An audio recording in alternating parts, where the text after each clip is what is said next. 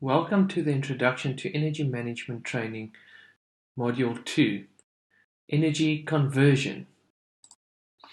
Energy conversion can be broken down into conversion efficiency, thermal conversion, electrical conversion, mechanical conversion, and comparison of energy sources, which is an optional module.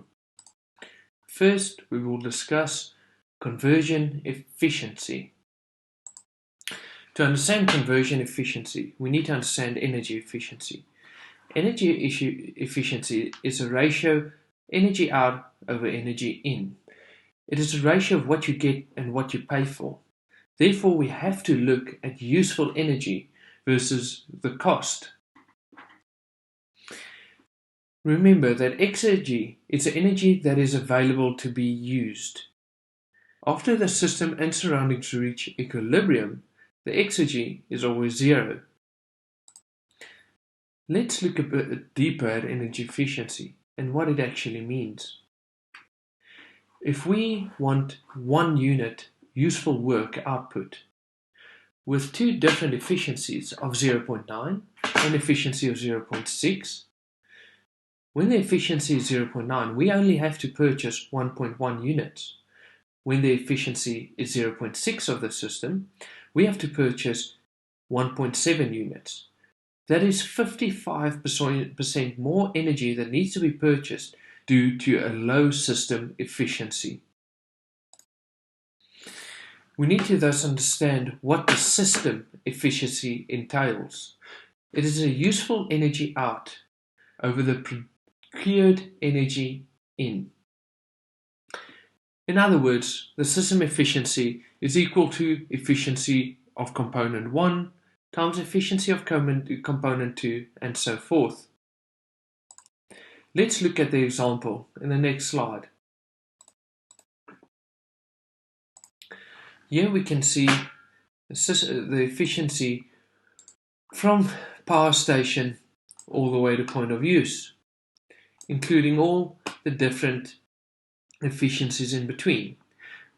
This indicates that the system efficiency is 4.25%.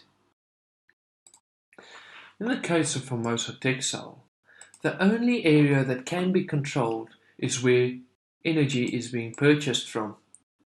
That means that our system boundary for Formosa Textiles will likely only be the components that we have control over and not the components such as a power station and distribution lines. If we were, in the example of the slides above, improve motor efficiency by 5%, the system efficiency would be improved from 4.25% to 4.5%. Similarly, if we remove a control valve, the system efficiency would improve to 14.7%. So what is a saving? Is it 10%? Let's look a bit further at the next slides and calculate the actual saving. Use this slide in order to back calculate the useful energy to get 1 unit of work output with the different percentages of efficiency, namely 4.25% and the new efficiency of 14.7%. Back calculating, we can see that we actually purchased 70% less energy due to just 2 minor changes in the system. Therefore, we should never underestimate the impact a small change can make. Let's look at a simplified example of energy efficiency. The electric geyser is usually 22% efficient, whereas a donkey water heater is around 65% efficiency versus when we look at system efficiency. That is because there's almost zero transmission losses, meaning there's no power station involved, no distribution lines involved. Our boundary becomes a lot smaller around the donkey water heater. This is a simple example of how energy can be improved with regards to efficiency, and ultimately your rand per kilowatt or rand per kVA. In this example, we look at the overall system efficiency and where the losses come in. We can say 70% of energy is lost due to electricity generation, 3% due to distribution, 4% due to electric motors, 8% pumps, 10% valves, 0.25% pipes, and we end up with 4.25% as an end use. We also can see from this example that we have different boundaries.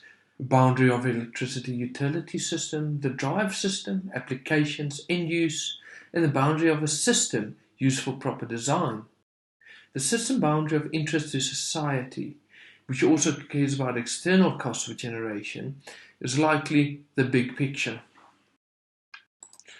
By increasing the valve efficiency to 70%, we can see that the end use jumps up to 9.9%. When we zoom into the area of interest, we can see that the end use jumps up to 15.75%. This is drawing the boundary where Formosa Textiles will have control over the system.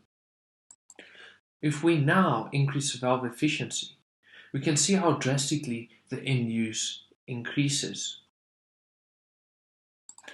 Increasing the electric motor and pump and drive further increases the end use energy to 44.9%. Each change we make with regards to efficiency will finally increase our energy efficiency of the system, meaning we get a better ratio of electricity for the kilowatt hours and the maximum demand, kVA, that we pay for.